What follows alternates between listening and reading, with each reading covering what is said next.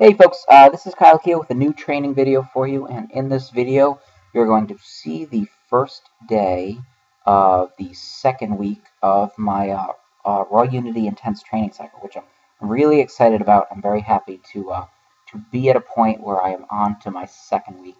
First one went pretty well. I didn't really have too many issues with it, and so what I decided I would do is, for the sake of comparative analysis, to see how I'm progressing or regressing or whatever, I decided I would take two clips, the first sets I did on the first session of the first week. Sorry, that's a lot of firsts.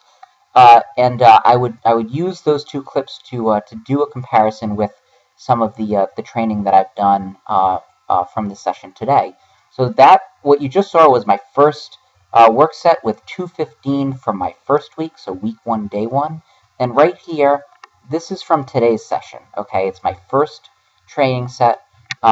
220 pounds for a set of 6, and this is week 2, day 1. Okay, so I've done, now this is my 5th bench press session, and you can see there's a huge increase in bar speed, something like 0.2 of a second faster. That's a pretty huge improvement.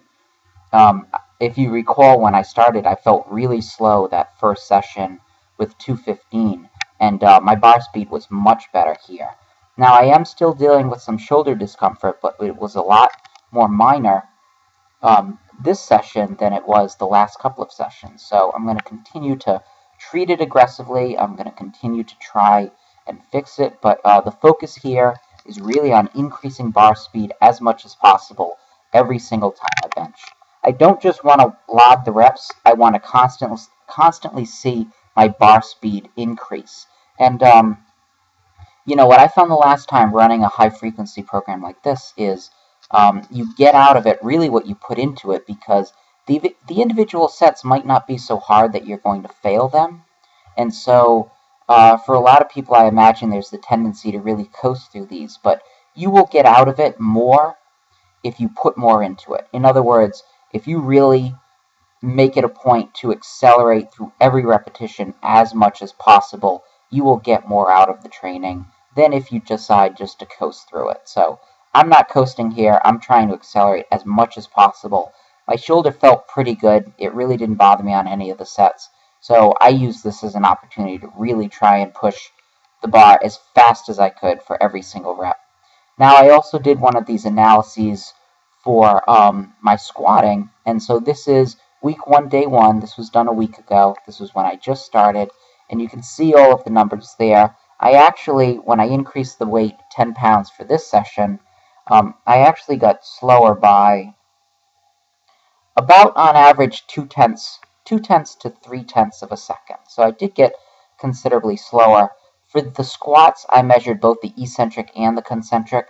So the eccentric is having an effect on the final numbers that I put forth here. For the bench press, I just measured the concentric. So from the beginning of the press, after I pause the weight, to lockout. Okay, so that's why the numbers for the squat and the bench press look so different. And so here's my first set from today. I felt first rep is the slowest one because the eccentric is so much slower than the other reps. I felt like the bar speed was okay. I felt like I was moving it pretty slow. To be honest, I had done 10 work sets the previous day. So considering the fact that I wasn't significantly slower than the previous week, I suppose that in and of itself is a victory, especially because now I've accumulated a lot more fatigue than I had the beginning of this training cycle, when you know, I was pretty well rested for my squat. So overall, I felt like I just logged the reps on my squat. I felt like I didn't produce the bar speed that I'd like to see, and so my day was partially successful. But I do think that I can, as I start to acclimate to the training, I think I can start to squat these weights faster. And I think you're going to see the bar speed on my squat sets improve. I'm really hoping to start to find my groove and start to really hit my stride by the end of this week. That's really my goal. It's already starting on my bench press, and that's very exciting. Okay, it hasn't quite started yet on my squat, but I think sometime before the end of the week, I'm going to have a session, or I'm going to have a few sessions where things really start to come together, and I really start squatting weights a lot faster than before. Anyway, I'll leave you with the rest of this video to watch. I had 4 sets of 9 on this day on squats, and then I did the 6 sets on bench. So I did 10 sets total, and I'll be back doing more benching tomorrow, and then more squatting, and then more benching, and then more squatting. And I'm doing something every day now, but feeling good so far. Feel like I'm making good progress. I'm really putting everything into it, and I'm excited to see what comes out of it. But anyway, keep checking in, and I'll have more videos for you very soon.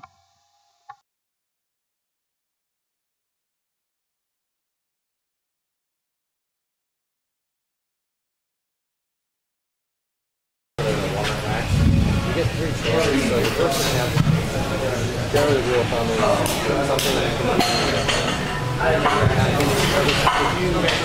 if you were to get by a car and then your girlfriend broke up with you and you lost an arm, but you still get that's kind of rule of thumb.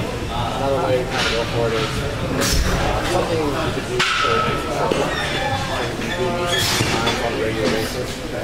Or another way that I'm trying to find is a weight that you know you can do every single time you do it. Edge to edge. So, you can work up like a 455 squat. On the second part, over a real shallow that he knows he's